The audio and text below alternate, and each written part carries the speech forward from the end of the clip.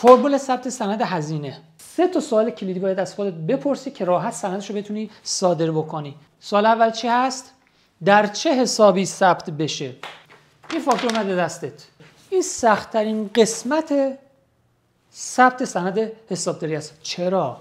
چون شما با قسمتی سر کار داری به نام تشخیص حساب. بعد از دیدن یک فاکتور هزینه این سوال از خودت بپرسی: در چه حسابی ثبتش بکنم؟ هزینه ها ماهیتاً بدهکار هستن و در سمت راست برگ صدور سند خودشون نشون میدن. نکته‌ای که باید خیلی بهش توجه بکنی و خیلی مهمه، شاید تو کتاب هم بهش اشاره نشده، اینه که از شخصی که این فاکتور هزینه رو داره تحویل شما میده این سوال بپرسی: برای کدوم واحد این خرید رو انجام دادی؟ در بخش هزینه ها دارم میگم.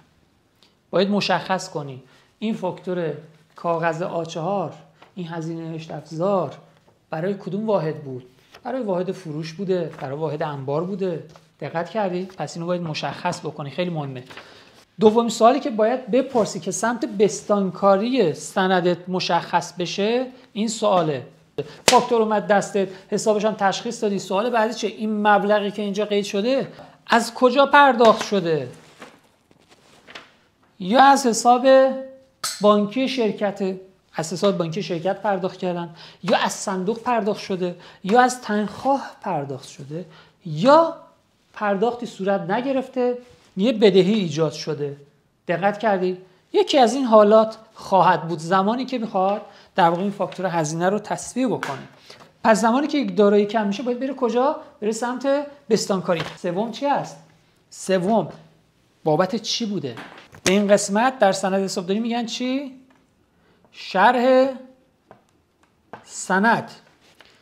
یعنی زمانی که بدهکاری رو مشخص کردی، بستانکاری رو مشخص کردی، باید یک شرحی هم پایین براش اضافه بکنی. تو شرح سند میای در مورد این فاکتور مختصری توضیح میدی که بابت خرید چی بوده. میگی مثلا بابت خرید یک بسته کاغذ A4 طی مدارک پیوسته.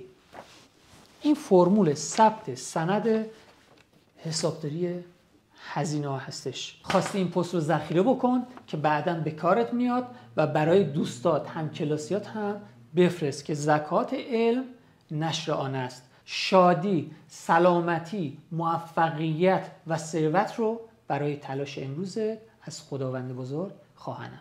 تا سلامی دیگر، بدرود.